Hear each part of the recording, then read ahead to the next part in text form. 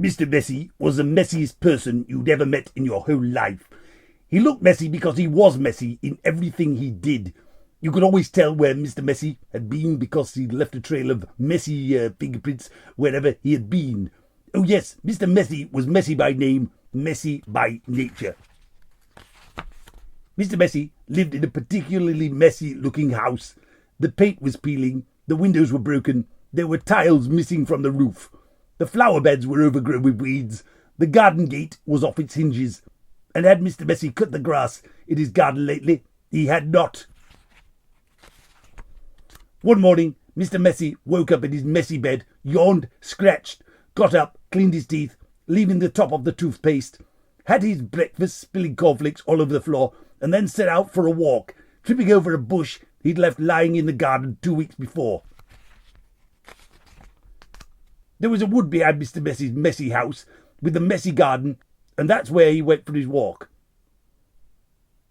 It was a particularly large wood with lots and lots of trees, and it took Mr. Messy a long time to walk through it, but he didn't really mind because he felt like walking that morning. So he walked and walked right through the wood until he came to the other side. And do you know what he found on the other side of the wood? Mr. Messy found the neatest, prettiest looking little cottage that he had ever seen. It had a lovely little garden with a stream running through the middle of it. There was a man in the garden clipping the hedge.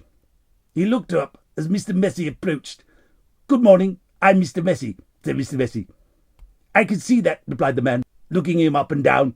"I'm Mr. Tidy." "And I'm Mr. Neat," said another man, appearing out of the house. "Tidy and neat," said Mr. Tidy. "Neat and tidy," said Mr. Neat. "We're in business together," explained Mr. Tidy, "and the people who own this house have asked us to do some work for them." "What sort of work?" asked Mr. Messy. "Oh, we make things nice and neat," said Mr. Neat. "Tidy things up," added Mr. Tidy. "Perhaps we could come along and do some work for you," said Mr. Neat, looking at Mr. Messy, who was looking even messier than usual that particular morning. "But I don't want things neat and tidy," said Mr. Messy, looking downright miserable at the thought of it. "Nonsense," said Mr. Tidy. "Fiddlesticks," said Mr. Neat. "But," said Mr. Messy. "Come along," said Mr. Neat. "Off we go," said Mr. Tidy. But, said Mr. Messy. "But nothing," said Mr. Neat, and bundled him into their van, which was parked behind the house. Off they went to Mr. Messy's house at the other side of the wood. "Good heavens," said Mr. Neat when he saw where Mr. Messy lived. "Good gracious," added Mr. Tidy. "This is the messiest house I've ever seen in all my born days," they both said together at the same time. "Better do something about it," said Mr. Neat.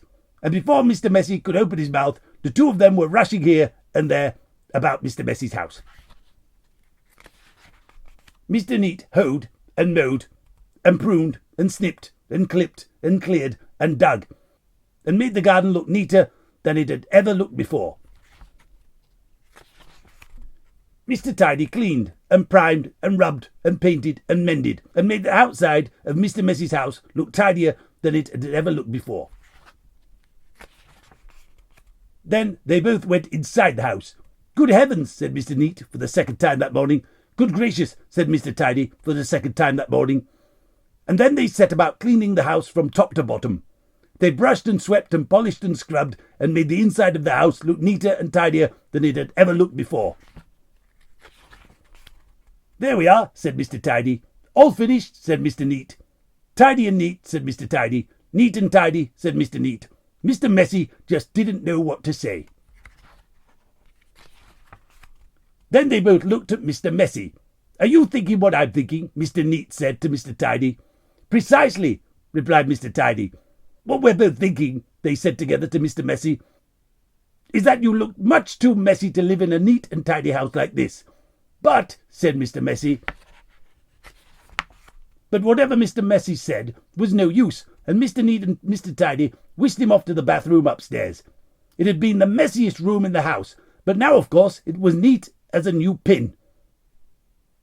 Then Mr. Neat got hold of one of Mr. Messy's arms, and Mr. Tidy got hold of the other arm, and they picked him up and put him straight into the bath. Mr. Messy wasn't used to having baths.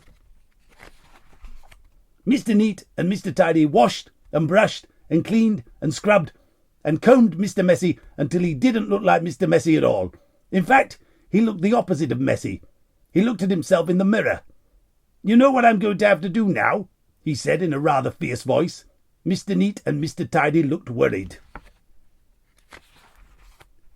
"What are you going to have to do?" they asked Mr. Messy. "I'm going to have to change my name," said Mr. Messy. And then he chuckled, and Mr. Neat and Mr. Tidy chuckled, and then Mr. Messy laughed, and Mr. Neat and Mr. Tidy laughed, and then they all laughed together and became the best of friends. And that really is the end of the story, except to say that if you're a messy sort of person, you might have a visit from two people. And you know what they are called, don't you?